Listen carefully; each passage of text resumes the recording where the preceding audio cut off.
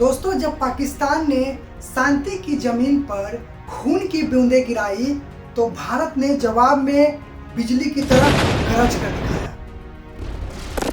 12 मई रात 8 बजे प्रधानमंत्री नरेंद्र मोदी ने पूरे देश को संबोधित किया और उनका हर संदेश पाकिस्तान के सभी जुमलों, खोखले वादों और झूठ के महल को चकनाचूर कर दिया। पीएम मोदी ने अपने भाषण की शुरुआत जबरदस्त संदेश से किया। उन्होंने कहा कि जो हमारी बहनों के मत्थे से सिंदूर छीनता है उनका अस्तित्व मिटा दिया जाएगा। यह केवल मिलिट्री स्ट्राइक नहीं थी, यह मां के आंचल को छूने वाले हाथों को काट कर रख देने का प्रतीक था। ऑपरेशन सिंदूर एक ऐसी बिजली थी जो अंधेरे में छिपे सांपों पर गिराई गई थी, लेकिन जहां तक इस बिजली की चमक पहुंची वहां से जहर का सफाया हो गया।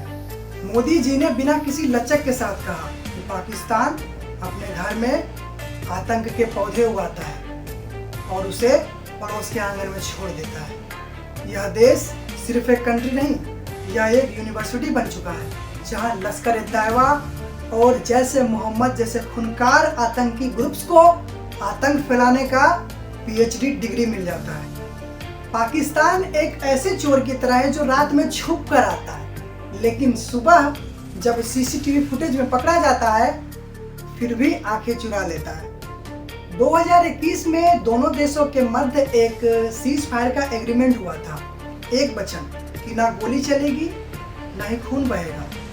लेकिन पाकिस्तान ने इस एग्रीमेंट को एक टिश्यू पेपर समझकर फाड़ दिया और पहलगाम में आतंकी हमला करवा दिया। इसके बाद इंडिया के द्वारा ऑपरेशन सिंदूर को अंजाम देने के बाद पाकिस्तान की हालत बहुत खराब हो गई। वो एक दूधमुहे बच्चे की तरह रोने लगा और जगह जगह भीख मांगने लगा।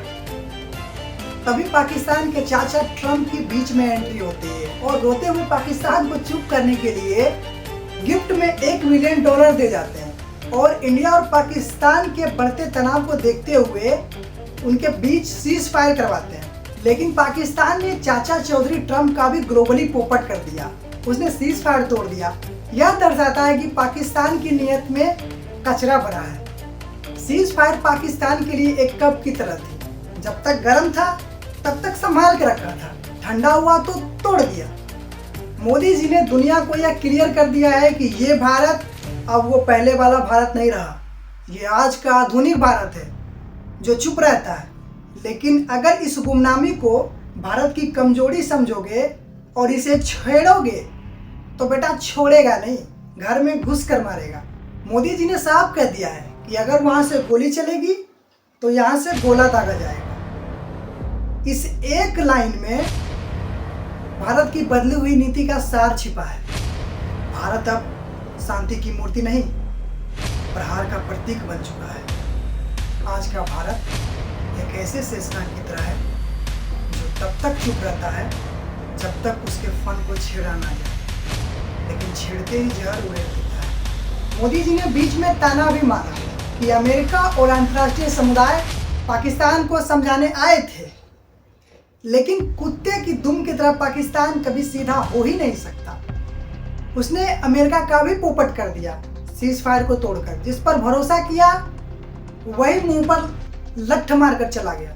पाकिस्तान पर भरोसा करना ऐसे है जैसे पानी पर मंदिर बनाना, ना बनेगा ना ही टिक पाएगा। मोदी जी ने साफ अंदाजों में कह दिया है कि हमारा हमला सिर्फ अभी रुका है, हमारी तीनों सेनाएं हाई अलर्ट पर है और अब हम पाकिस्तान के हर कदम पर नजर रखेंगे।